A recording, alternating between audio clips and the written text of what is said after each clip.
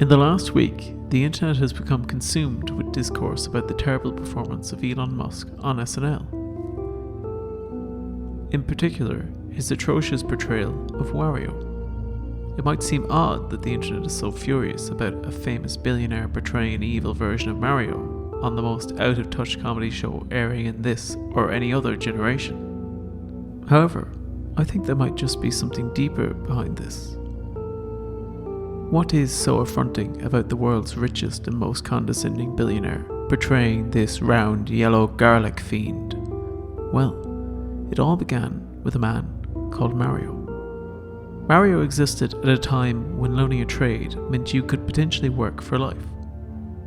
He joined a union upon entering the workforce and educated himself on the importance of strong labour relations.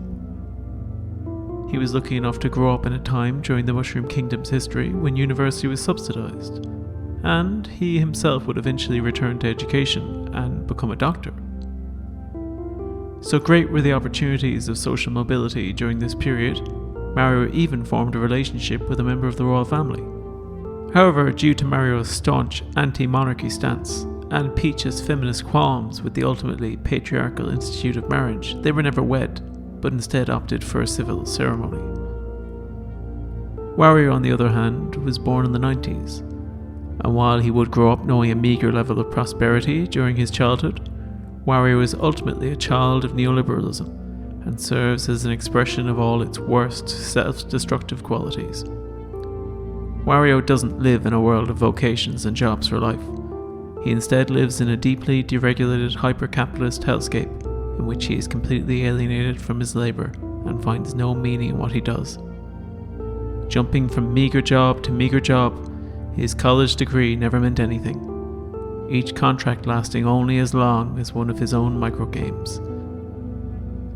This alienation has left Wario with no sense of purpose or connection to life. Given the virtual impossibility of Wario ever getting on the property ladder, he sees value only in the purchasing of consumer goods. Each delivery notification is a short burst of serotonin before returning to his usual self-loathing. He keeps up to date enough with current events to know he shouldn't be using Amazon, but his will isn't strong enough to unsubscribe from Prime. The last year has made Wario even more isolated and worsened his depression. He is so captured by the spell of capitalist realism, he does not believe in any alternative to the advanced neoliberalism he is currently living through.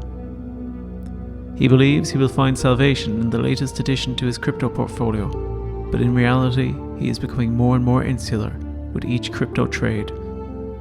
There is no way out of this hell for Wario, so he spends most of his time on Twitter or Reddit, hoping somebody will validate him, but usually he just gets dogpiled for using an incorrect phrase, teetering ever closer to being red-pilled. His only solace in this life is listening to Joe Rogan, smoking a blunt, and thinking about how great the craft beer is going to taste on Mars. So nihilist his outlook of Earth, he is more invested in colonizing space than making the world here a better place.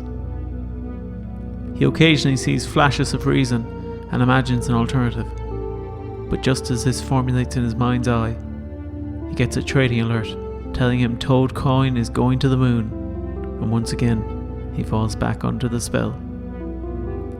Wario is a victim of the world around him. From his inception, he was meant as nothing more than a perverse inversion of the famous red and blue plumber, his name being a portmanteau of Waru, the Japanese word for bad, and the name Mario. Wario is the antithesis of Mario's platonic ideal of unionized secure work.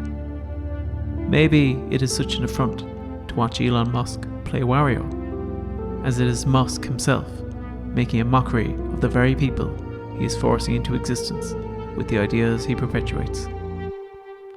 Or maybe it's just because he's quite stilted and SNL is shit. Whichever really, I don't care, I have to go back and check on my crypto.